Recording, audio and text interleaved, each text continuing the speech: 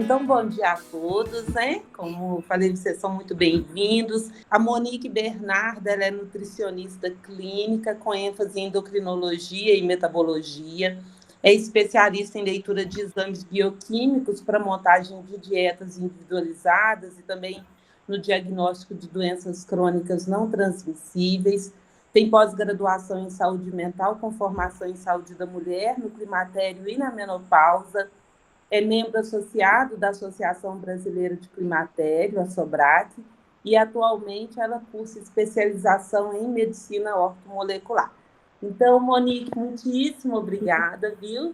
Obrigada pelo convite, Leida. Para mim é uma satisfação estar aqui com vocês para ministrar um pouco, né, a respeito do climatério, que é o nosso tema, mas dentro disso eu gostaria de falar também sobre saúde da mulher, né?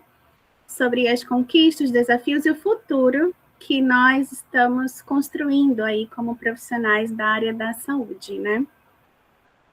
Bom, e antes de falarmos sobre o nosso tema de hoje, que é climatério, né? Eu gostaria de enfatizar que os termos climatério e menopausa, eles fazem parte de um espectro de saúde da mulher, né?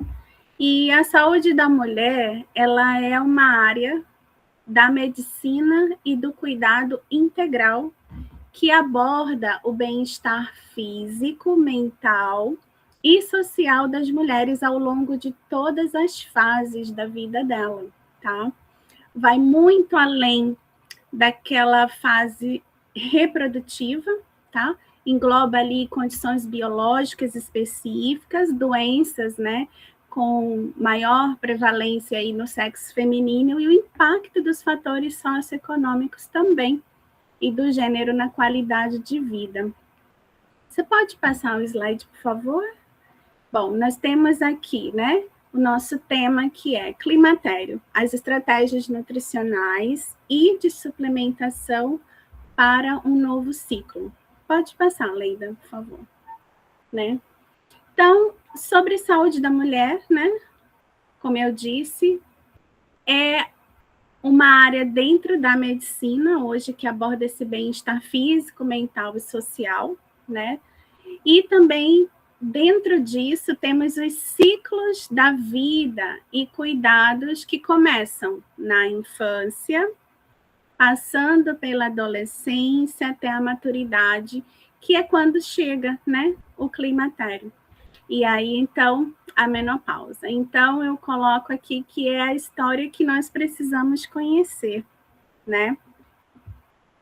Bom, no Brasil, a saúde da mulher foi incorporada às políticas nacionais no início aí do século XX, tá? E a atenção, né, à saúde desse grupo específico vem sendo um processo de evolução ao longo dos anos, tá? Aí eu gostaria de falar um pouco sobre os pilares, né? Os pilares que seriam fundamentais para esse tema hoje de saúde da mulher. Então, engloba o quê? Saúde reprodutiva e sexual, né? Então, inclui a puberdade, ciclo menstrual, contracepção, gravidez, parto, pós-parto. Também a infertilidade, menopausa e a prevenção de infecções sexualmente transmissíveis. Temos também as condições ginecológicas, né? Os diagnósticos, os tratamentos, como endometriose, miomas uterinos, síndrome do ovário policístico, né? Que é o SOP. Temos também as questões oncológicas dentro de uma prevenção, que é fazer os rastreamentos, né, precoce aí para o tratamento, né, de cânceres que são muito comuns na mulher, especialmente o de mama e o de colo uterino, né? Temos também a saúde cardiovascular e metabólica, que é uma atenção especial, né, ao coração, já que doenças cardíacas são as causas importantes em relação à morte de mulheres, né? além das complicações, né, de osteoporose e disfunções na tireoide. Engloba também saúde mental, que é uma abordagem dos transtornos, né, influenciados por oscilações hormonais, pelas pressões sociais, né, como depressão, pós-parto, ansiedade, né? Temos também aí o transtorno disfórico pré-menstrual, tá? Esses 5 pilares, né, que eu coloquei aí acima, é um resumo de uma atenção básica que hoje nós, profissionais da área da saúde, trabalhamos no consultório. E também é hoje muito trabalhado esses 5 pilares no SUS, tá? E os ciclos da vida, né, e do cuidado dessa mulher. Aí a gente pode pensar que vem a infância, adolescência, no foco de uma educação sexual, né, a vacina contra o HPV e o acompanhamento aí da primeira menstruação, que é a menarca, né? Temos também aí na idade adulta reprodutiva o planejamento familiar, por exemplo, a Papa Nicolau, né, ultrassonografia, manutenção de novos hábitos saudáveis também, isso aí a gente pode colocar, né, numa inclusão de rotina, isso acontece muito nos postos de saúde, tá? E aí, chegando na maturidade e climatério, que aí são os manejos dos sintomas, né, da menopausa, que é a prevenção da perda óssea e do monitoramento cardiovascular, tá?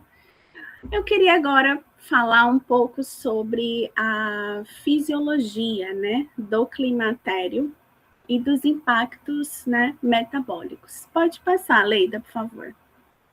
Então, o que nós temos aí? O que é climatério? Né? Do grego, klimakter, né? Que é um período crítico. É isso que significa. Então, vem sendo, né, ressignificado à luz de evidências científicas, né, contemporâneas que o reconhecem como uma travessia, ou seja, uma transição, né, fisiológica da fase reprodutiva para o envelhecimento, né? Então, a transição para a menopausa e a pós-menopausa constituem etapas fisiológicas, né? Essas etapas são naturais do curso da vida da mulher, tá? Principalmente da mulher longeva, né? Trata-se o quê? Das fases marcadas por mudanças biológicas, psicológicas, sociais e sexuais, né? Isso tudo, né, exigem que o profissional da área da saúde, especialmente aí na atenção primária, faça uma abordagem integral, contínua, né, e livre de qualquer tipo de estigma, tá? Então, historicamente, né, a gente vê aí, né, uma ótica, né, muito predominantemente ainda somática e patologizante, né, que significa isso daí. Então, é por isso que climatério ainda é visto, né, como um tabu. Quando eu trato de mulheres no climatério, muitas delas vivem esse período crítico e realmente acreditam que é isso que elas vão viver para sempre. E é por isso que muitas delas não buscam ajuda, tá? Mas aí nós temos uma visão, vamos dizer assim, mais didática em relação a isso, tá? A menopausa e a pós-menopausa, elas são fases naturais da vida da mulher. Então, elas envolvem as mudanças no corpo, tá? Nas emoções, nas relações sociais e também na sexualidade. E é por isso, né, que o profissional da área da saúde precisa olhar sistemicamente, né, e integralmente a vida dessa mulher. Então, o que vai fazer? Acolher, né? Sem preconceito. Essa é a primeira orientação. Então, antes, o que era visto como um problema médico, né? Hoje são fases que são entendidas como parte de uma transição dessa mulher longeva que está envelhecendo, né? E aí, o que eu gostaria de comunicar para vocês? Pode passar, Leida? Olha aqui o que nós temos dentro do espectro do que é o climatério, né? A pré-menopausa, a perimenopausa e a pós-menopausa, né? Então, o que é o climatério? Ele é um marco que acontece na vida dessa mulher. Acontece a partir dos 40 anos, né? Porque ele é uma transição, o que se chama de travessia num período que vai acontecer dos 40 aos 65 anos. Ele é classificado numa transição menopausal, né, hoje no consultório, como pré-menopausa, mulheres de 40 a 47 anos. A perimenopausa, de 48 a 53 anos. Esse é o período, né, a perimenopausa, onde os sinais e sintomas mais se intensificam, né, na mulher. E muito provavelmente é o que já está antecedendo a menopausa de fato, né? Que vai acontecer ali por volta dos 51 anos, tá?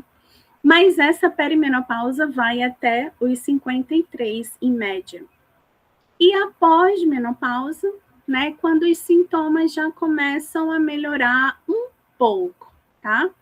Vai aí dos 54 aos 65 anos, certo? Bom, tem dados, né, que são os dados do IBGE, sobre a longevidade da mulher, né, no Brasil, que tem um indicador que é assim. Em 2024, a expectativa de vida das mulheres em relação até aos homens, né, foi de 79 anos, e os homens com 73, né? Em 1940, era 70 anos, e os homens 65, tá? Então, realmente, houve aí um aumento, né? E a projeção que o IBGE no Brasil faz para 2070 é que essa mulher viva 86 anos, em média até 86 anos, né? Então, tem pontos aqui bem importantes em relação à longevidade feminina que eu queria compartilhar com vocês, né? As mulheres, teoricamente, vivem mais, né? Mas também foi constatado que vivem em piores condições de saúde, tá? Então, apesar da maior longevidade dessa mulher, elas relatam mais doenças crônicas e as limitações na terceira idade, tá bom? E aí, quais são os principais, né, sintomas que viram alvos, né, dos riscos? Então, o que a gente tem? Com a queda, né, do estrogênio, né, dos níveis de estrogênio e também da progesterona, que são ali os hormônios sexuais femininos, né, eles ocorrem naturalmente na menopausa, tá? Que é o que se chama de falência ovariana, né? Porque o estradiol, né, esse estrogênio mais potente, né, que é circulante, que vai ajudar a mulher em várias coisas aí do seu metabolismo, né, das suas funções, ele é produzido lá no ovário. Mas, quando essa mulher vai entrando ali no climatério, vai passando aí, chegando próximo, né, já na perimenopausa, próximo da menopausa, vai acontecendo uma atrofia, né, que é o que se chama de falência ovariana. Os ovários, eles ficam atrofiados, tá? E é por isso que há essa interrupção, né, no mecanismo que se chama feedback negativo, no eixo hormonal, que é o eixo hipófise, né, que fica no cérebro, e ovário. Acaba essa ligação, né? Então, como é que isso vai funcionar? Então, normalmente, o estrogênio e a progesterona avisam o cérebro, né? O hipotálamo, a hipófise, que a quantidade desses hormônios, né? Desses hormônios sexuais, estradiol e a progesterona, já está insuficiente, né? Quando esses hormônios caem, o cérebro entende que precisa estimular os ovários a trabalharem mais. E aí essa resposta, né, do hipotálamo é liberar o hormônio da gonadatrofinas, né? O que são? São que a hipófise vai secretar esses níveis mais altos, né, dessas gônadas, que é o FSH e o LH, tá? E aí vai ficar gerando, que é o que chama de feedback negativo. Não vai mais funcionar, porque já está em falência ovariana, mas ele vai ficar pedindo. Não, eu quero que você libere mais hormônio. Mas realmente chega-se numa falência ovariana, né? Então, as gonadatrofinas, né, são os hormônios essenciais que atuam diretamente nas gônadas, que são os ovários, né, das mulheres e os testículos dos homens, tá?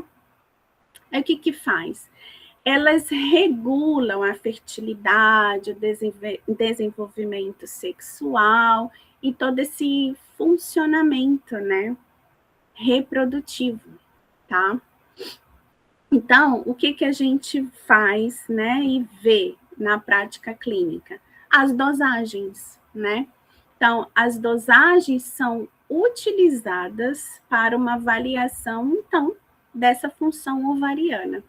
Então, os níveis, né, persistentes aí que são elevados de FSH são um dos principais indicadores, tá? Que a gente olha através dos exames laboratoriais para saber exatamente se essa mulher entrou, né, na menopausa.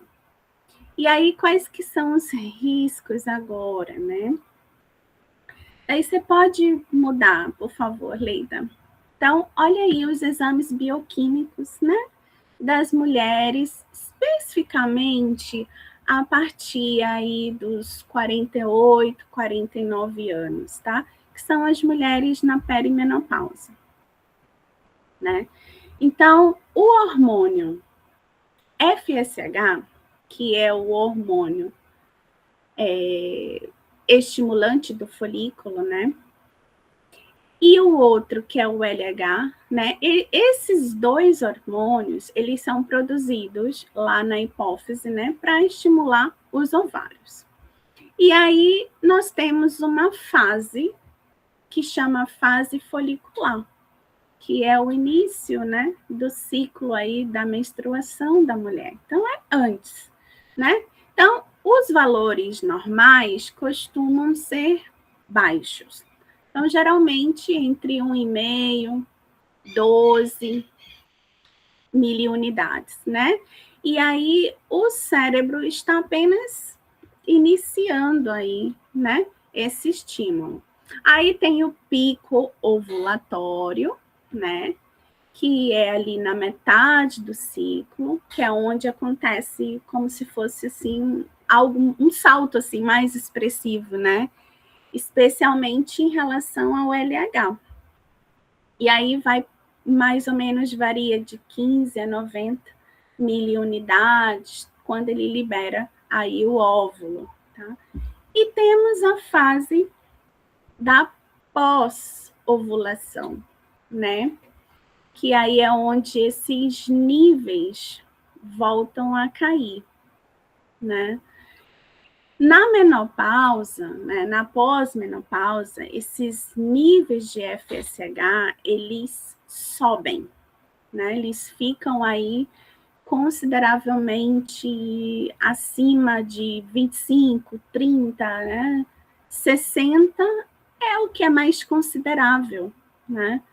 Para realmente dizer que esta mulher está na menopausa, tá?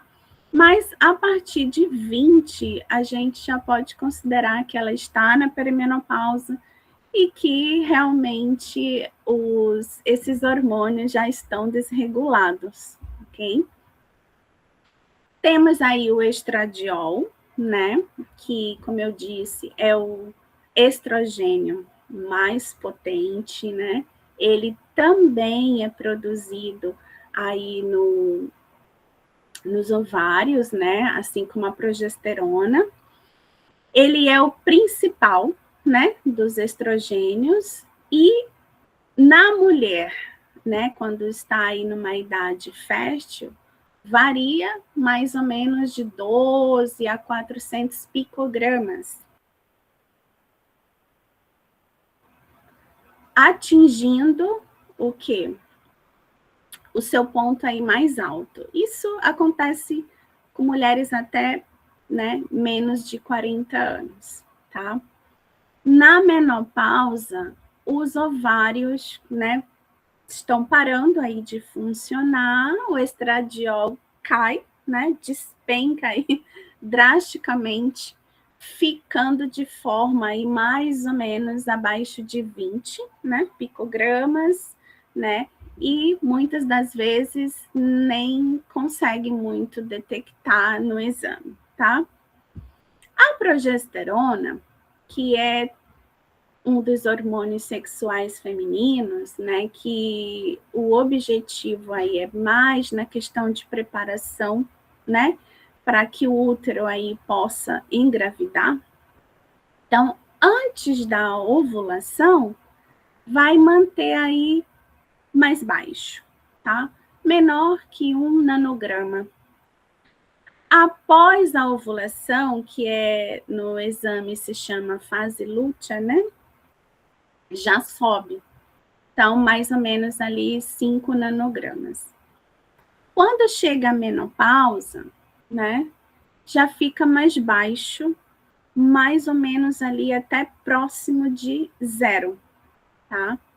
Então, esse é o padrão clássico, né, de uma avaliação que nós podemos fazer através dos exames bioquímicos, tá?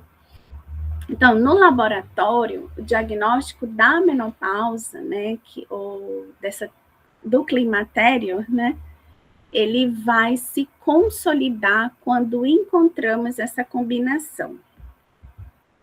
FSH alto, maior que 25, 30, e estradiol baixo, né, geralmente menor que 20.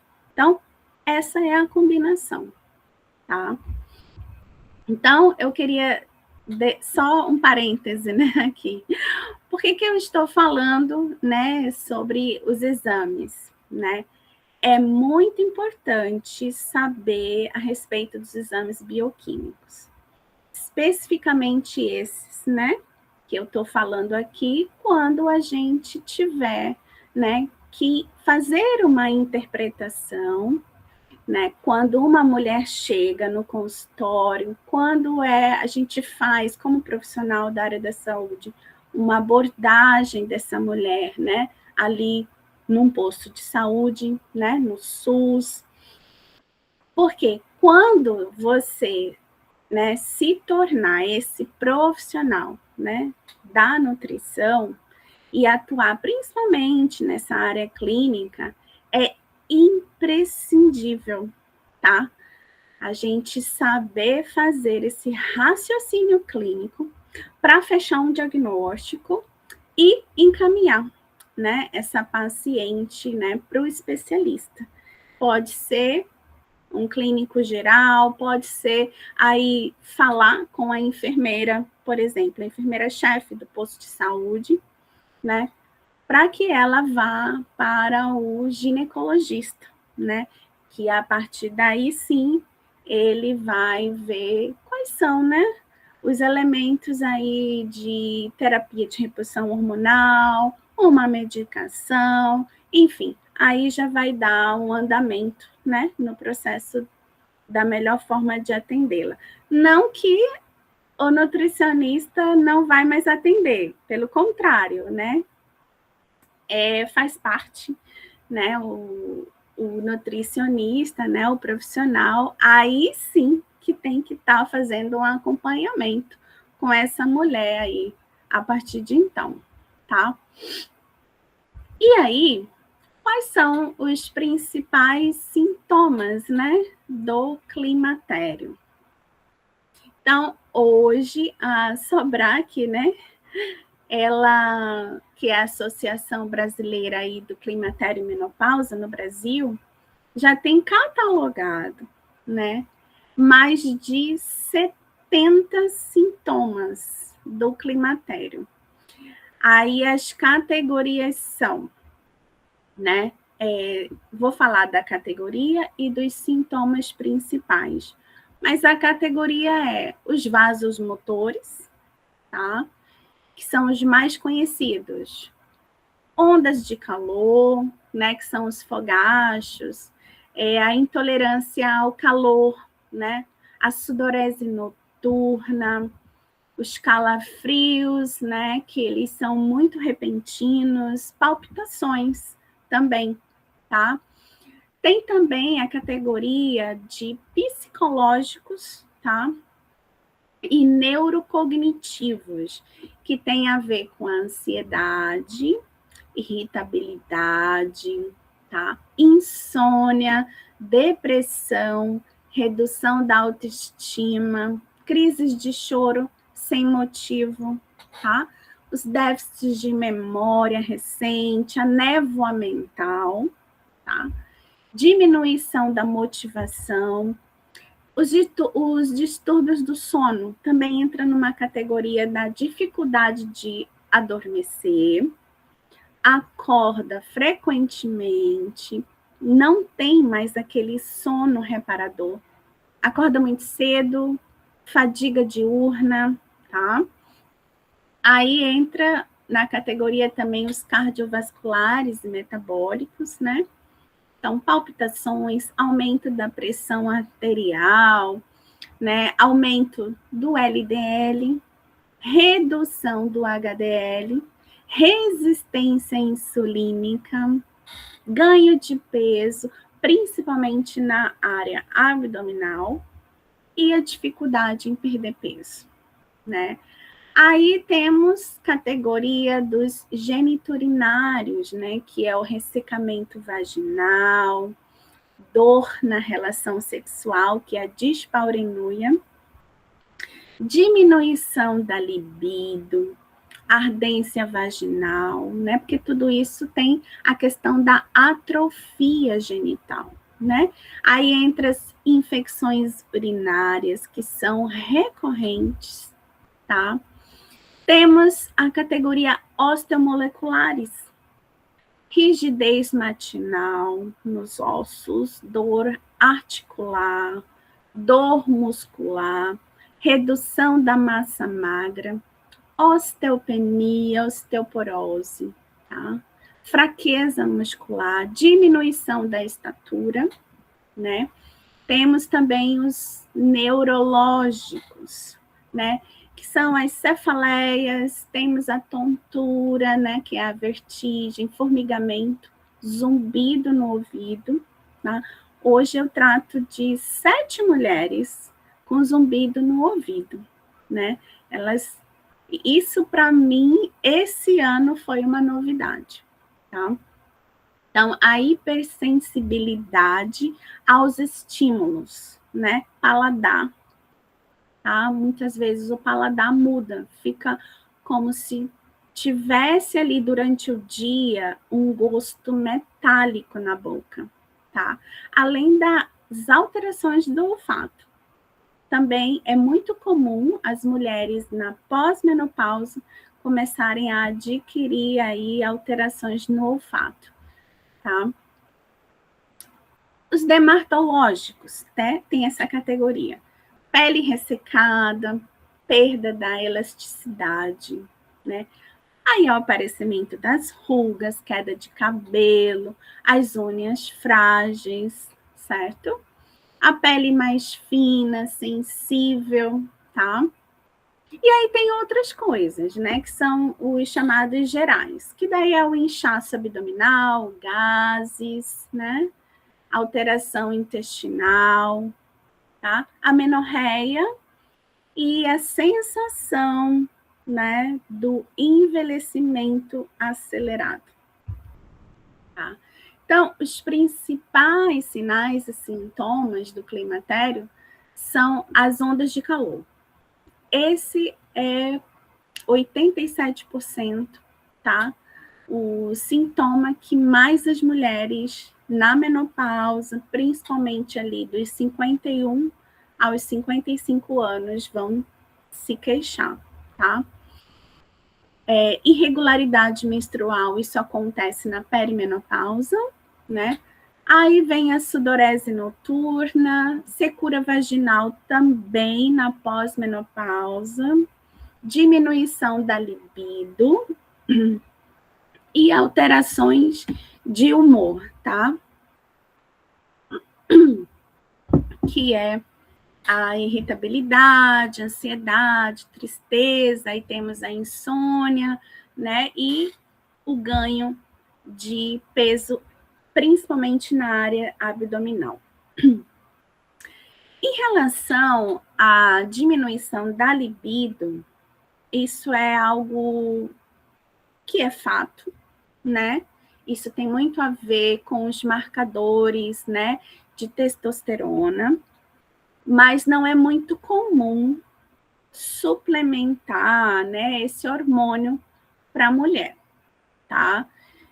Isso não é nem de competência do nutricionista, nem muitas das vezes do ginecologista. Nesse caso, seria o urologista, né?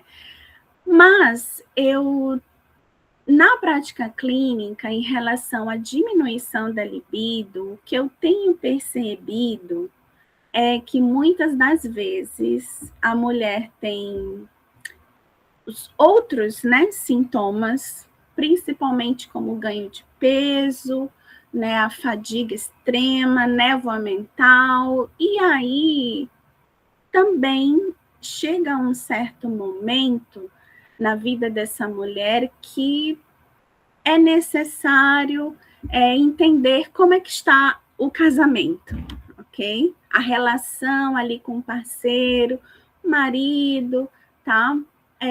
Tem muito mais a ver, né, com questões relacionais do que realmente com a diminuição da libido em termos hormonais, tá? Então, dentro da minha prática clínica. Agora, isso é fato, tá bom?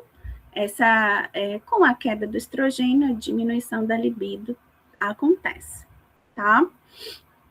Eu queria só dizer aqui para vocês que o que acontece, né, aqui em relação a esses sintomas principais que eu falei aqui, ele vai realmente acometer mulheres entre 48 a 55 anos, tá? E que esses fatores aqui, esses sintomas aqui, eles têm um risco muito alto, tá? Então, um deles, né, são as ondas de calor, são os fogachos, né? Que são ali da categoria dos vasomotores, né? Então, o que são eles, né? São as clássicas ondas de calor, sueros noturnos que muitas mulheres têm no climatério, tá? E acontece por quê? O corpo perde a capacidade de controlar a temperatura, porque não tem, ou não é que não tem, tem menos estrogênio, tá? Então, quais são os sintomas principais? Então, sentir calor no rosto, de uma forma súbita, que é uma coisa que acontece daqui do peito da mulher para cima, tá? Então, vai do peito, pescoço, rosto. E é algo que é sem motivo e não tem hora. É mais comum acontecer à noite, tá? Depois disso, acontece um suor muito forte. Aí a mulher fica toda molhada. Tem mulheres que precisam trocar de roupa, né? Ou de pijama, ou de roupa mesmo, né? Blusa. Tem mulheres que precisam lavar os lençóis, né? Travesseiro ali todos os dias, né? Isso, em algumas mulheres isso é muito intenso mesmo, né? E depois que isso acontece, o rosto da mulher ele fica vermelho, tá? Então tem uma vermelhidão no rosto. E os batimentos cardíacos eles ficam acelerados. Para as mulheres que já apresentam hipertensão e não têm um acompanhamento, né, um estilo de vida mais saudável, esse é a hora de acontecer um infarto, tá? Então, nessa época aqui, nessa mulher aí de 49 até 55 anos, onde esse sintoma ele é muito intenso, né? Dependendo do histórico da mulher, dependendo de como que ela vive, tá? É muito comum ela infartar. Aqui, e realmente é onde tem uma incidência muito grande de mortes, né? Nas mulheres nessa idade por infarto fulminante, tá? Como que vai tratar? Então, né, o nutricionista, sabendo disso tudo, né, junto da ginecologista, né, vai ter aí uma indicação, primeiro uma avaliação, né, para saber se tem aí, vai precisar usar uma terapia de reposição hormonal, que é muito eficaz, tá? Existem alguns antidepressivos, tá? Eles reduzem até 65%. Então, é a segunda linha. Terceira linha, que eu acho a mais importante, né? É uma alimentação, né? Mais adequada, sendo aí de uma medida muito mais eficaz, né? Que é como reduzir as calorias, o peso corporal, né? Uma indicação para exercício físico também e hidratação. Uma coisa que eu não vejo, né, nas práticas clínicas é esse encaminhamento. Então, geralmente a mulher, quando ela procura ajuda em relação a isso, ela vai no ginecologista e o ginecologista geralmente a encaminha para um psiquiatra, tá? Não existe muito essa possibilidade de encaminhamentos para nutricionistas, mas o ideal seria esses três trabalharem juntos, certo? Porque o nutricionista que trabalha um bom cardápio alimentar e também uma boa tarefa de estilo de vida, é basicamente o que vai mudar, né? Sendo que o nutricionista, e também com uma habilitação em fitoterapia, pode também entrar com uma alternativa, né? De uma terapia de reposição não hormonal. Então, isso também ajuda muito, tá? A outra coisa são os próprios problemas cardíacos. O que muda? O estrogênio protege o coração, né?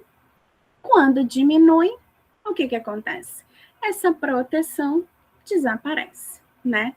Aí os riscos vão aumentar em relação à pressão alta, colesterol, LDL vai alterar e o HDL vai diminuir, tá? Aí temos o maior risco não só de infarto, mas como de AVC e também da própria insuficiência cardíaca, tá? Esses sintomas, eles podem aparecer da seguinte forma: batimentos cardíacos mais rápidos, né? Então, são as palpitações. Então, geralmente, o batimento cardíaco é assim, ó. Quando isso acontece, ele fica assim, ok? Então, são as chamadas palpitações, né? Cansaço muito grande, né? Um cansaço assim que você, no caso a mulher, tem, mas sem esforço. Não fez esforço nenhum, está muito cansado. Cansaço extremo, né? A falta de ar e uma pressão aí que já alterou para muito, né? Muito elevado. Qual que é o tratamento para isso aqui? Então, exercitar-se, né? Exercício físico regularmente, né? Aí tem que ver qual que é o melhor exercício para esse caso, né? Sono reparador, uma higiene do sono, 7 a 8 horas, precisa desse corpo descansar. O cérebro precisa dormir, né? Não fumar, é muito importante que essa mulher pare de fumar, né? Não exagerar, né, no álcool, comer bem, então uma boa alimentação, mais frutas, né, mais legumes, vegetais, enfim, né? Controlar o estresse, né? Então tem que entrar um manejo aí. Nutricionistas hoje têm aprendido muito, né, sobre equilíbrio emocional, sobre o manejo de trabalhar técnicas hoje que são comprovadas, né, como mindfulness, né? Também uma prática muito boa é a própria meditação. Isso tem sido muito falado, né, para mulheres na menopausa. É um tipo também de técnica muito boa para questão de esparecer mais o cérebro, relaxamento, tá?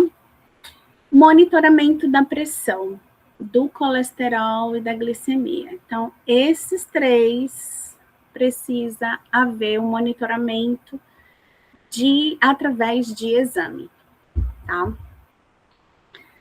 E o outro é a osteoporose, né? Que significa o quê? Ossos frágeis.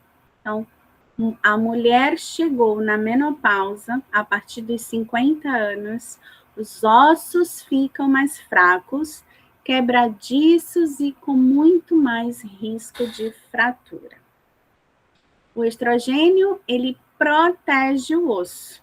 Então, sem essa proteção, os ossos degradam, né? E aí, o que acontece? Os ossos ficam frágeis, então essas são as consequências, né? Existe aí o maior risco de fratura, principalmente em relação ao fêmur, né? Perda de altura e também as dores nas articulações. Então, é isso que acontece. Como que vai tratar? Cálcio na dieta, tá? A suplementação de cálcio, aí é algo que precisa ser muito bem visto, analisado, tá? A vitamina D também. Então, tanto cálcio, né, quanto a vitamina D, é muito importante dar uma olhada no exame, tá? A suplementação aqui é só se necessário, certo? E a reposição hormonal, no caso, ela é o tratamento de primeira linha, tá? porque é o que vai ajudar na proteção, né, dos ossos. E começar, né, a cuidar o quanto antes, né?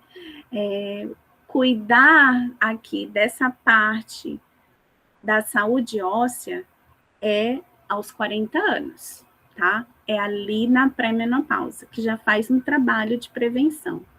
Você pode mudar, por favor, Leida? Eu fiquei falando, né? Mas vamos entrar aí nas estratégias nutricionais, né? Então, esses são os 3 principais, tá?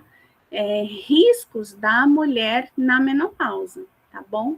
Que é o problema dos fogachos, né? Os vasos motores, os problemas cardiovasculares e a osteoporose. É nisso que a medicina hoje, que o SUS tem se concentrado. São nesses 3, tá? Como que o profissional, né? Como que vocês, como que nós podemos ajudar no manejo dessa mulher, né? Com relação aos sinais e sintomas da menopausa, né? Como que a gente pode ajudar ela a começar a se cuidar, né? A prevenir todos esses problemas que vai acontecer, né? Então, as estratégias nutricionais que eu coloquei aqui para vocês são todas baseadas em evidências. Pode ser que não se use, mas eu vou colocar aqui as que são hoje encontradas aí com o padrão ouro, tá? Primeiro que o padrão alimentar para essas mulheres no climatério seria a dieta mediterrânea, tá? Então, qual que é o benefício, né, dessa dieta? Então, o benefício dessa dieta, disso trazer ali para a mulher, é proteção cardiovascular, controle glicêmico e o combate à inflamação. É por isso que ela é padrão ouro, tá? Quais alimentos, né, que compõem essa dieta? Azeite de oliva como principal gordura, um alto consumo de frutas, né, porque nós temos aí fibras, né, é onde encontramos as vitaminas, nas frutas. Temos as verduras, os legumes, os grãos integrais, os peixes, as oleaginosas, né, e enfatizar que a baixa ingestão dos ultraprocessados, né, e dos açúcares, gorduras trans, precisam ser bem avaliados aí junto dessa paciente, tá? Precisa ser incentivado a ter menos. Quais são as evidências, né? Na saúde vascular, tem um estudo da PRODMED, né, que é da prevenção com dieta mediterrânea, né? É um dos maiores ensaios clínicos que já foi realizado na área da nutrição, tá? Então, qual foi a evidência? O estudo demonstrou que os indivíduos, né, de alto risco que seguiram a dieta mediterrânea, enriquecida com tudo isso aí, né, desses benefícios, tiveram uma redução de 30%, né, no risco do infarto, no risco do AVC e da morte na questão cardíaca. O mecanismo que foi usado diminui o LDL, né, melhora a elasticidade das artérias, né? E reduz aí a inflamação, né? No sangue, tá? Então, não foram feitos com mulheres, só mulheres. Então, foram voluntários, né? Não foi feito um estudo com mulheres na menopausa, ou a questão da pré-menopausa, enfim. Mas esse estudo foi para mostrar aí que o padrão alimentar para qualquer indivíduo, especificamente, né, para as mulheres aí nesse período, que é o que é usado, né, hoje em dia, é a dieta mediterrânea. Então, nós temos esse parâmetro, se a gente for pensar qual que é a melhor dieta. Então, vamos buscar, né? Então, o ensaio clínico randomizado mostra isso, tá? E aí, nós temos também essa dieta, também mostra um maior controle em relação a diabetes tipo 2, que é uma coisa que acomete muitas mulheres a partir dos 40 anos, e a síndrome metabólica, né? Então, qual que é a evidência, né? Teve uma meta-análise onde recentemente apontou que a alta adesão desse padrão alimentar da dieta mediterrânea reduziu até 35% o risco da pessoa desenvolver diabetes tipo 2, né? E também a gordura no fígado, que a esteatose hepática, tá? Na verdade, ajudou a reverter o caso, certo? O mecanismo foi a riqueza dessas fibras, né, dos integrais, dos legumes, das frutas, combinado com as gorduras boas, né, abacate, azeite de oliva, as castanhas, são as oleaginosas, né, reduziu aí uma carga glicêmica muito significativa, né, incluindo aí a resistência insulínica também. Também encontrou aí uma revisão sistemática em relação à microbiota intestinal, tá? Então, 28% na mortalidade, né, de todas as causas em relação a essa dieta, tá? O que teve? O mecanismo foi que essa alimentação multiplicou as bactérias benéficas que existem no intestino. Então, ela entra como pré-bióticos, né? Que são os alimentos dos probióticos, das bactérias, né? E aí elas fermentam as fibras, né? E produzem os ácidos graxos, né? Que regulam aí o sistema imunológico, diminuindo a inflamação sistêmica, né? Essa inflamação que muitas vezes é crônica, né? No intestino. E aí nós temos a estratégia de suplementação. Pode mudar, por favor, Leida. Né? Então, qual que é o princípio da suplementação, né? Da estratégia da suplementação? Então, é complementar a alimentação, né? E a mudança do estilo de vida, né? A suplementação, ela não substitui, né? Então, antes de qualquer coisa, priorizar sempre o ajuste alimentar como base, né? E o indicador da suplementação, então, quando que eu vou indicar? Quando tiver uma deficiência comprovada, certo? Pode mudar, Leita, por favor. E aí, quando que eu vou suplementar? Então, eu vou colocar aqui, né, a suplementação que hoje ela é prescrita, tá? Como básica. É claro que tem outras coisas, né? Tem muitas outras vitaminas, outros minerais, né? Tem as não hormonais, mas essa aqui é a básica, tá?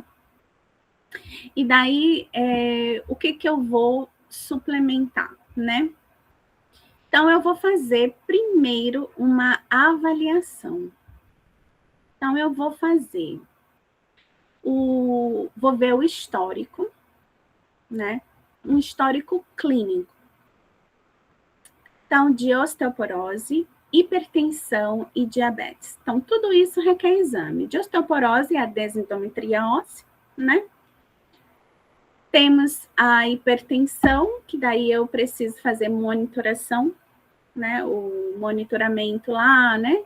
Através da checagem, né? Também a diabetes, eu posso ver não só glicemia, mas tem ali o marcador da insulina basal, tem também hemoglobina glicada, né? E o HOMA para a gente fazer, analisar tudo, né? Fazer uma contagem e diagnosticar melhor em relação ao diabetes. Aí eu tenho que entender isso tudo através de uma anamnese, né? Os sintomas específicos. Então, fogachos, insônia, fadiga, irritabilidade.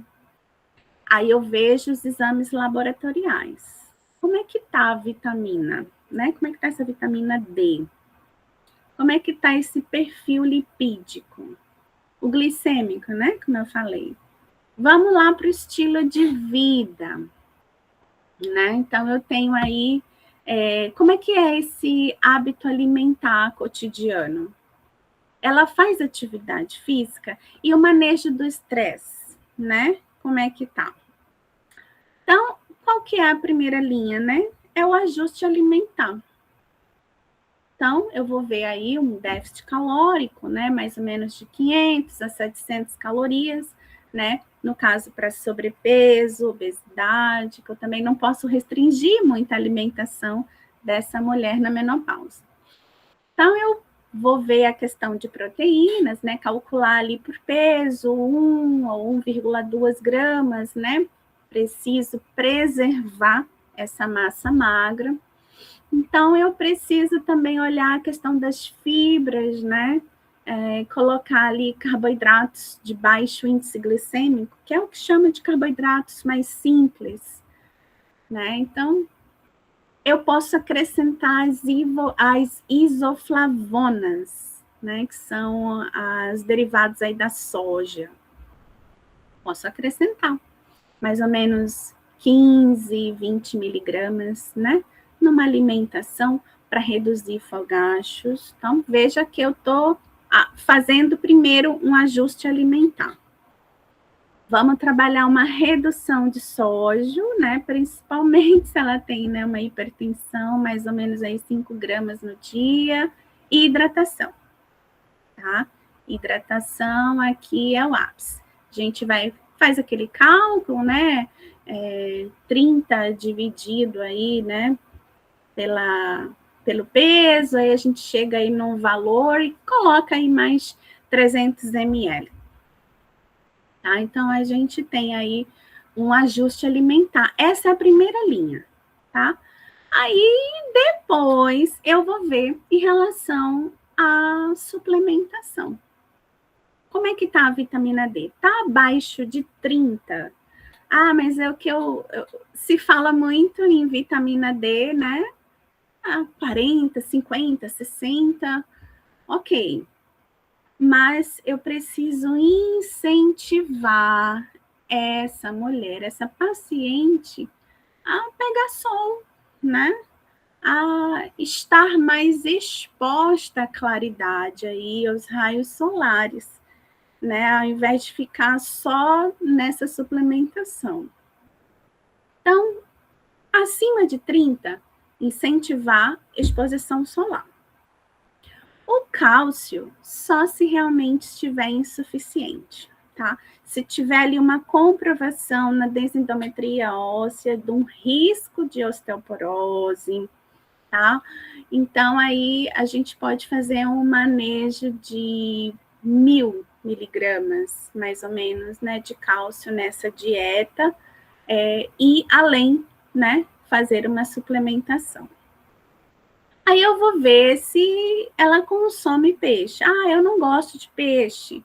Ah, eu consumo uma vez no mês, né? Enfim, aí eu posso de repente, indicar, né, uma sugestão para a questão do ômega 3, tá? Aí eu tenho a questão da irritabilidade, né? Um sono ruim, até porque dormiu mal, irritabilidade no dia seguinte, e aí vice-versa, né? Aí eu posso estar indicando, então, magnésio, principalmente o magnésio na forma quelada, tá? A fadiga, ela tem uma fadiga, tem uma alteração mais de humor, né? Vitaminas do complexo B, principalmente o trio metilador, B12, B9 e B6. Esses 3 que vão trabalhar juntos, tá? Secura vaginal, né? Aí, uma indicação para um óleo de prímula. Também pode ser bem interessante. Algumas mulheres têm percebido também uma boa indicação, óleo de coco, tá? Mas o óleo de prímula aí tem uma evidência, então a gente pode usar o óleo de prímula, tá? E o acompanhamento, né? O acompanhamento do nutricionista. Monitorar os sintomas, né? E os exames laboratoriais regularmente. Regularmente, assim, de 2 em 2 meses, 3 em 3 meses, né? Se for uma paciente hipertensa, um monitoramento semanal, assim, uma semana no mês, tá? Ajustes, nesse acompanhamento também pode ter os ajustes, né, graduais, aí respeitando a rotina, né, das preferências também dessa paciente. Mas aí é muito interessante colocar tarefas também, né, como uma atividade física, uma higiene do sono, né, também isso aí pode ser bem interessante.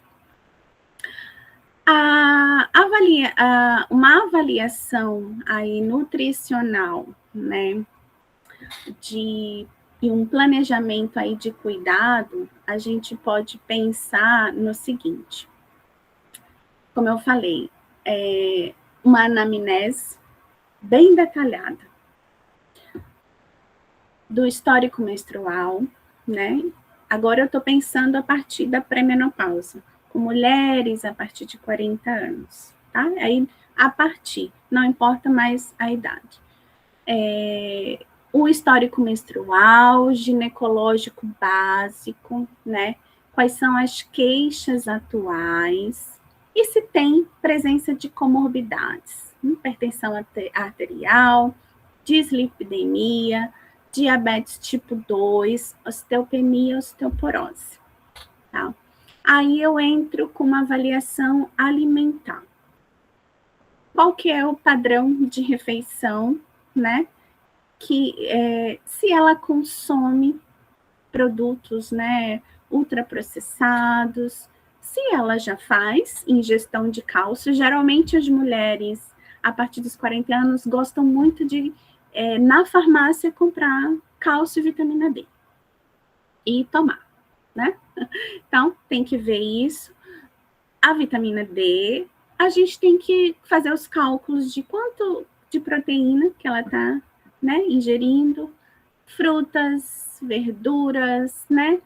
E também se ela come, né, alguma espécie ali de fitoestrógenos, né?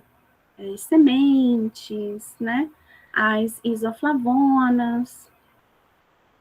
Fazer uma avaliação antropométrica, tá?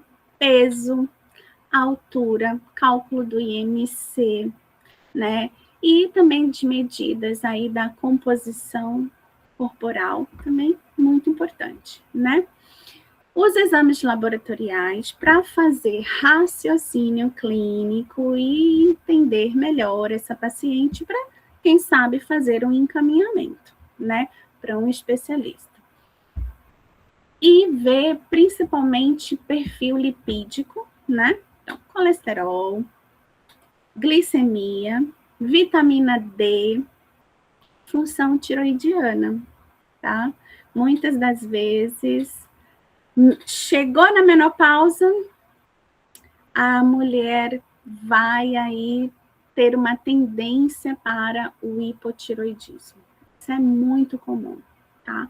Então, os exames aí de TSH, T4, né, T3, é muito importante também colocar aí como uma avaliação já prévia, né? E estabelecer metas com essa mulher, né? Quais são as metas? Vamos reduzir ultraprocessados, vamos aumentar o consumo de frutas, né, verduras, vamos colocar, né, uma recomendação aí para atingir o nível ideal, né, de cálcio e incluir aí um consumo maior de oleaginosas, né, de peixe, né, que muitas das vezes é o que eu faço. Não tem como todas comprarem aí ômega 3, né? E a gente sabe que não é todo ômega 3 assim que é muito bom, né? Então, incentivar mesmo, né? Estabelecer aí metas para incentivar essa mulher a comer, né? Comer a comida, né? A comida de verdade. Então, as estratégias, né, que a gente pode pensar, né, na prática, é um planejamento de refeições simples, né? Basicamente, troca o embutido, né? Coloca fonte de proteínas, né? Fonte de cálcio, linhaça, né? Que são os fitoestrógenos, né? E fazer da melhor forma que ela goste, né? De estar na cozinha, de cozinhar, de fazer as preparações. Então, seria muito importante ajudá-la nesse sentido, né? E também, por último, e que eu acho que é mais importante, né, é fazer aí uma abordagem, né, mais integral, sistêmica e humanizada, né? Então, reconhecer os medos, os tabus, né, que ela mesma carrega, o envelhecimento que está chegando, que está passando, os problemas na vida sexual, né? A questão do aumento do peso, muitas das vezes a mulher está obesa, certo? E aí, trabalhar muito, atividade física, manejo de estresse, né? Como eu disse, hoje a Sobrac vem investindo muito na questão do estresse, tá? Que vendo isso como fundamental. Então, a meditação, práticas de yoga, mindfulness, tudo isso são práticas técnicas, né? Que ajudam bastante esta mulher, né? E fazer um plano, né? A questão do sono, né? Higiene do sono, sono reparador. Isso vai ajudar principalmente na questão do estresse oxidativo, né? Nesse aumento aí de retenção líquida e irritabilidade, que isso pode atrapalhar muito, né? Na questão das relações interpessoais dela. E aí, eu queria, né? Pode passar, por favor, Leida. Eu queria que vocês, juntos comigo, né, pudessem analisar esse caso clínico que eu trouxe para vocês e pudessem olhar, ler, pensar diante de tudo isso que eu falei e me dizer aí o que vocês acham. Posso deixar aí em 5 minutos vocês aí pensando e trazer, então, né? Quais estratégias nós podemos usar nesse caso clínico aqui da Maria, né? E aí eu queria ver com vocês quais são os riscos, né, prioritários dessa paciente. Quais os aspectos da alimentação que a gente poderia fazer, entrar, né, priorizar aí já nesses primeiros encontros, nessas sessões, né, que a gente fizer com a Maria, e que situações eu posso suplementar a Maria, né? E como que eu posso, né, como nutricionista, adaptar aí estratégias na rotina da Maria, dos plantões, vamos lembrar que ela é enfermeira, para esse manejo do estresse e do sono ruim. Então, eu queria que vocês pensassem um pouquinho, eu trouxe esse caso clínico aí para a gente resolver. A Maria tem 52 anos, é enfermeira, né, em perimenopausa, ela já menopausou, certo? Mas continua no climatério, tá? Então, a queixa dela são as ondas de calor, calor intenso, né? Ela tem sudorese noturna, ganhou aí 6 quilos nos últimos 2 anos, né? E muita fadiga. Hipertensão, então ela é hipertensa, né? Usa aí um antihipertensivo, o sono dela é ruim, tem despertares noturnos, a alimentação dela é rica em ultraprocessados, né? Lanches rápidos aí nos plantões, principalmente, baixa ingestão de leite e derivados, pouco consumo, né, de frutas e verduras, e não pratica nenhuma atividade física regular. Como que a gente pode ajudar essa paciente, né? E aí? Acho que um dos principais é diminuir o consumo de ultraprocessados, né? Ótimo. Então, começamos por aí. Quem mais? Incentivar ela a praticar atividades físicas. Isso. Uhum. Mas tem uma coisa aqui muito principal, hein, para fazer.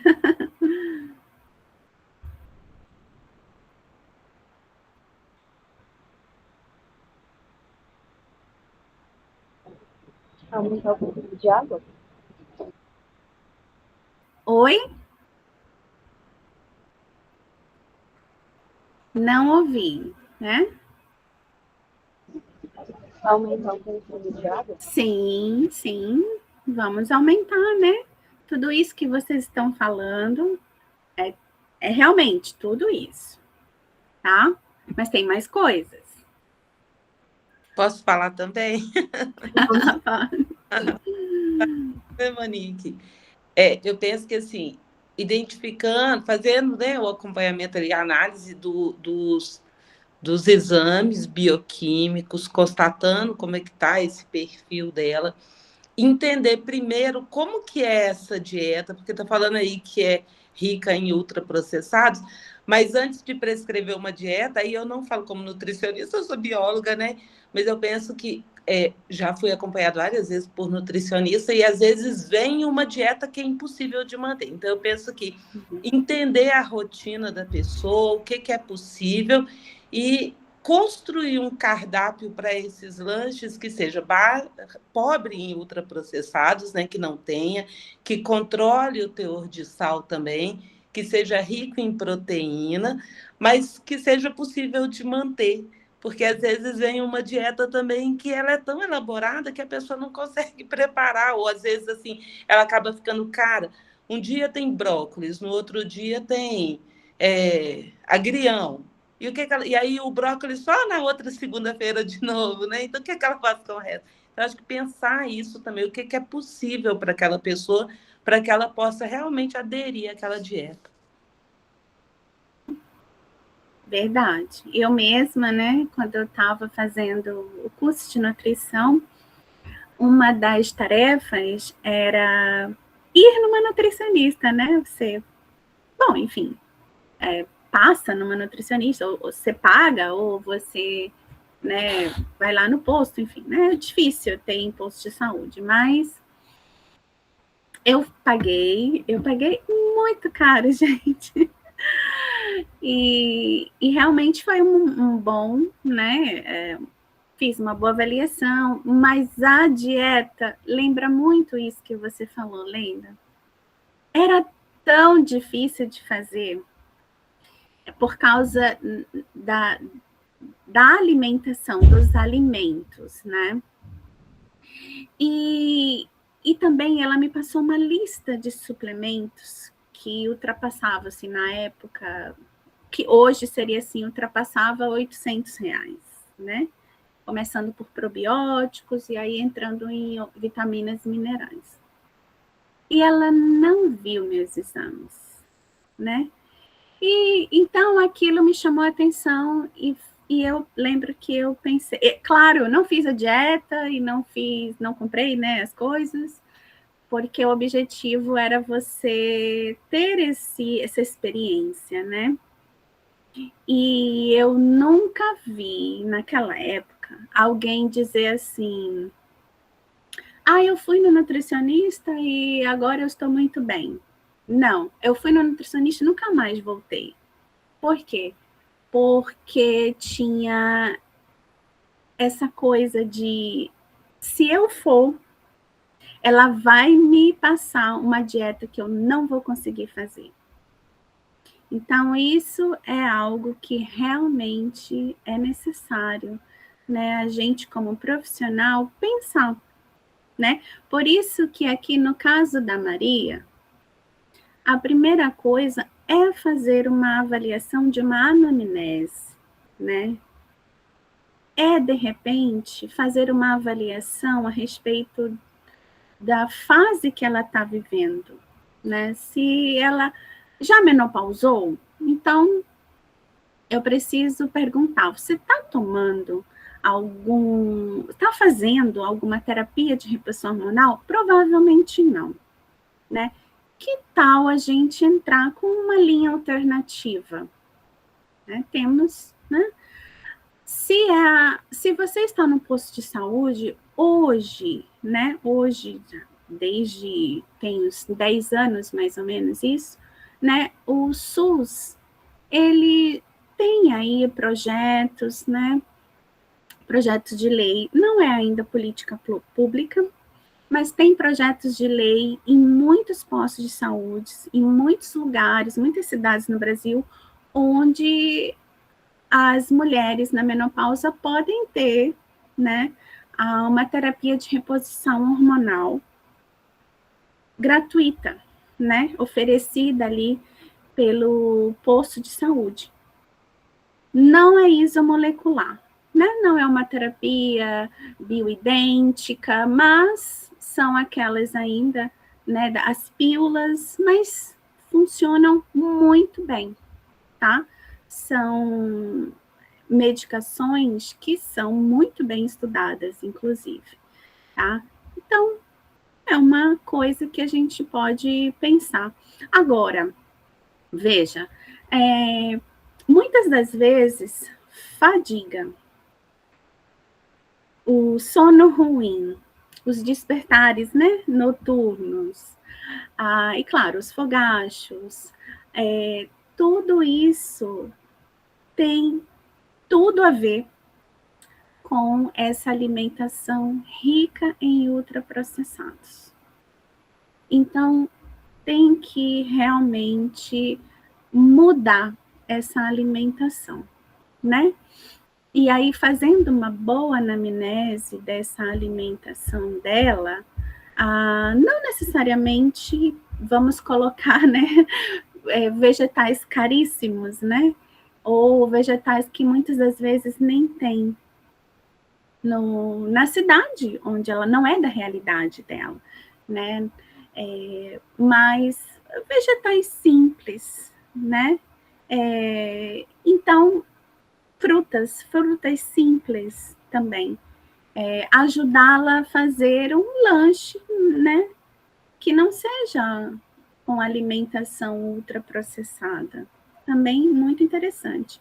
O aumento de água, como foi falado aqui, é muito importante também a hidratação, né? A hidratação, inclusive, é a primeira coisa que a gente precisa incentivar essa mulher a fazer por causa dos fogachos, tá? Porque quando ela tem os fogachos, né, as ondas de calor, automaticamente ela perde água, tá? Que o plasma se abre e ela perde água, então ela precisa repor água. Então a hidratação é muito importante, tem que incentivar a ingestão de água. O sol também, né? Trabalhar o ciclo circadiano. Quando a gente quer regular sono, a gente primeiro vai para essa área. Vamos dar uma olhada no sol, né? Muitas vezes baixa de vitamina D, né? Não trabalha ali a conversão de hidróxido 25. E aí não é metabolizado esse hormônio, porque enquanto é uma pílula, é vitamina D. Mas no meu corpo ele vira hormônio, e isso pode não estar acontecendo, né? Mas os raios solares, eles ajudam, eles potencializam esse processo. E aí eu consigo, né, obter, né, esse sol, né, esse dia. E aí, quem sabe, eu consigo dormir melhor à noite. A atividade física também vai me proporcionar isso, né? Então, são práticas, né, que a gente pode ajudar a Maria, né, 52 anos, né, que está aí com todas essas queixas, né? Mas eu digo para vocês, aí os futuros profissionais, né, não é muito fácil, tá? Clinicamente, trabalhar com mulheres na menopausa, porque são mulheres que já vêm, né, de hábitos antigos, né? Então, muitas das vezes, uma só consulta não basta, nem um retorno. Por isso que hoje, na minha prática clínica, eu trabalho com programas, né? Um programa para a menopausa, que daí é um acompanhamento para poder essa paciente criar hábitos. Então, para criar um hábito, é necessário estar lá todos os dias, né? Conversando com ela, sempre incentivando, fazendo acompanhamento, muitas das vezes, mensal, né? Para que ela crie, né? Aprenda esses novos hábitos. Porque na menopausa tem muito mais a ver com estilo de vida, tá? Do que necessariamente só uma consulta para ver exame e fazer uma alimentação e suplementação. Então, tem muito mais a ver com você direcionar a vida dessa mulher para um estilo de vida. Tá certo? Alguém quer mais falar alguma coisa a respeito desse caso clínico?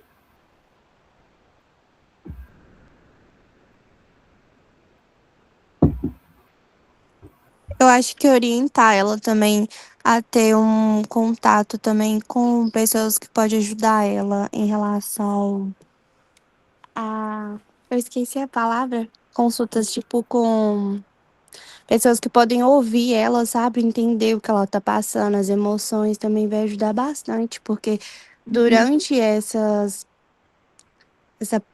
fase ela pode acabar desenvolvendo ansiedade, alguma coisa assim do tipo. Excelente. Uhum. Muitas das vezes as mulheres nessa fase, então pensando na minha prática clínica, são mulheres que os filhos às vezes já saíram de casa, né? São mulheres que às vezes não trabalham fora, ou ainda que trabalhem fora, vivem numa questão mais, né, um mundo mais estressado. E geralmente essas mulheres se fecham mais, tá? Então, isso você falou algo muito interessante.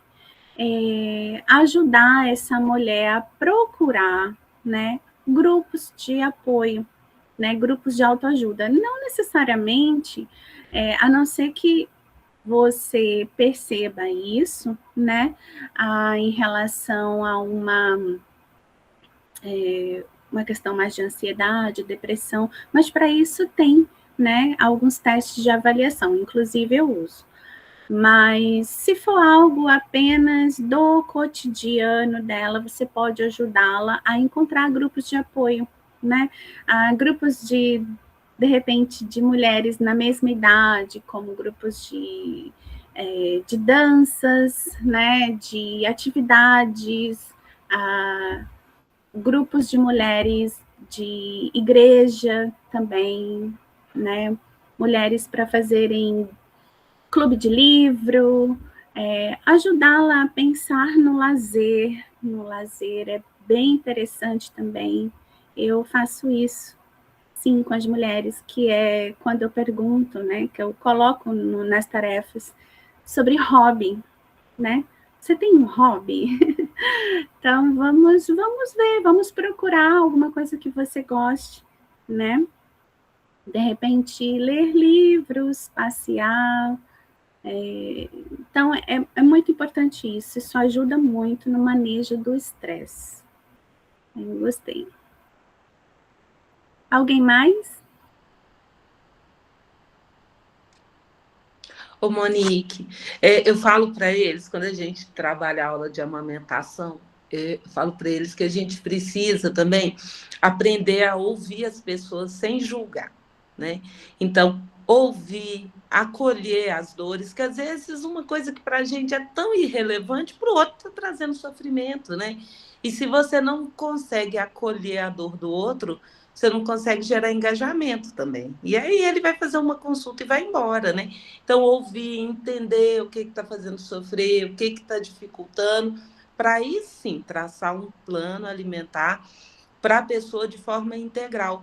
Também não adianta olhar e falar assim, essa é uma mulher que está no climatério, então eu vou trabalhar assim, porque ela está no climatério, mas ela é hipertensa, ela tem resistência insulínica, ela tem artrite reumatoide, e aí mostrar para ela que isso tudo anda junto, e que quando faz uma dieta, como você colocou, né? Dieta mediterrânea, e que vai trazer ali com peixe, vai ter ômega 3, mostrar para ela que esse ômega 3 vai reduzir o processo inflamatório e que isso vai ajudar na resistência insulínica, isso vai reduzir o edema, então ela vai reduzir o peso, isso vai melhorar as dores articulares e que isso vai reduzir o fogacho, vai reduzir o risco cardiovascular. Então, na hora que ela entende que mudar a alimentação pode mudar tudo que ela está sentindo hoje, e inclusive o futuro, né?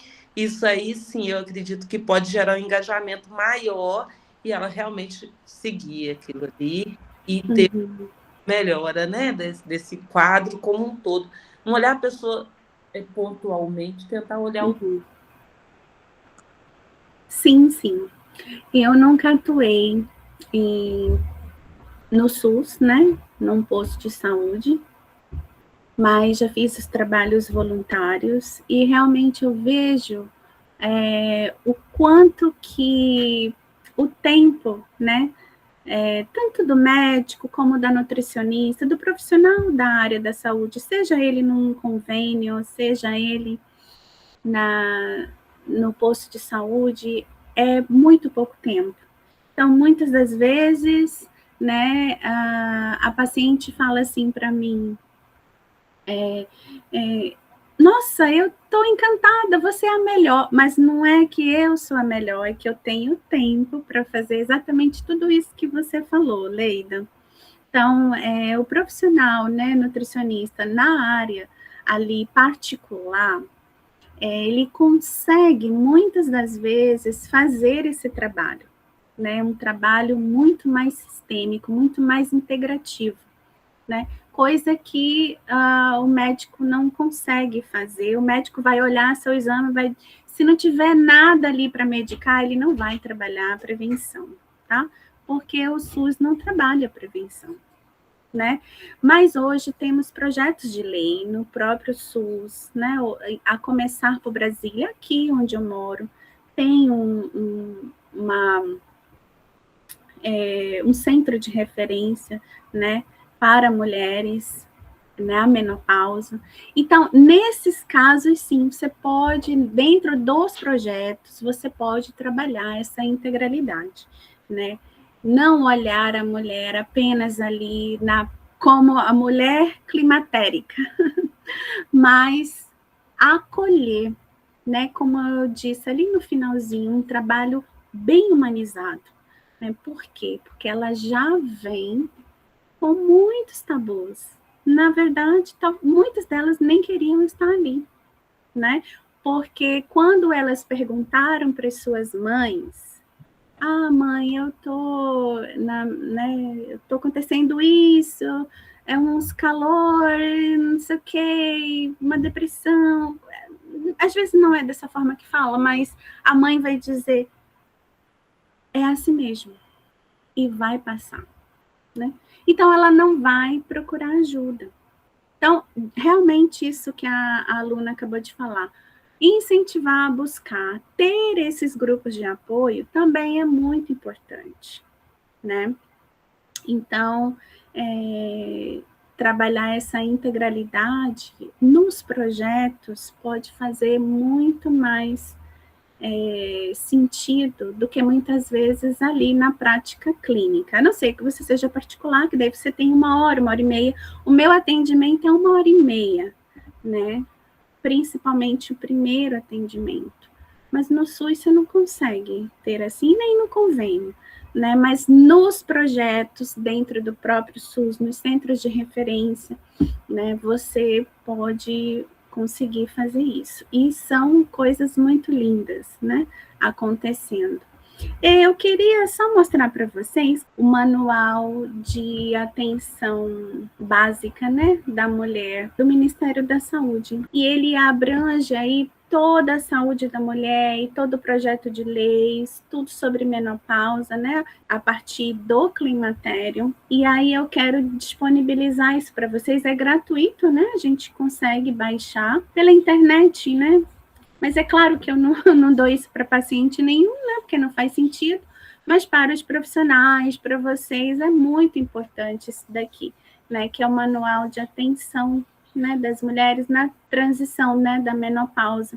Então, aqui fala tudo sobre o climatério, né, e fala, como eu disse, né, vai falar toda a história, o histórico, né, dessa atenção, né, básica da saúde da mulher desde o século XX, né, que é onde começou, onde deu esse início. Então, essa é a atualizada. Então, gente, eu encerro aqui, né, a minha apresentação. Fiquei muito feliz com o convite.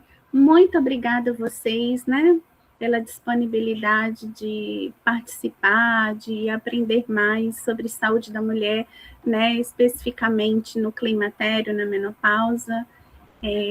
Eu penso que nós precisamos construir, né, junto, a partir, né, daquilo que a gente sabe, junto com essas mulheres, para ajudá-las a ter uma qualidade de vida melhor, né? E a gente só consegue fazer isso a partir de levar esse conhecimento, né? Compartilhar aquilo que a gente sabe.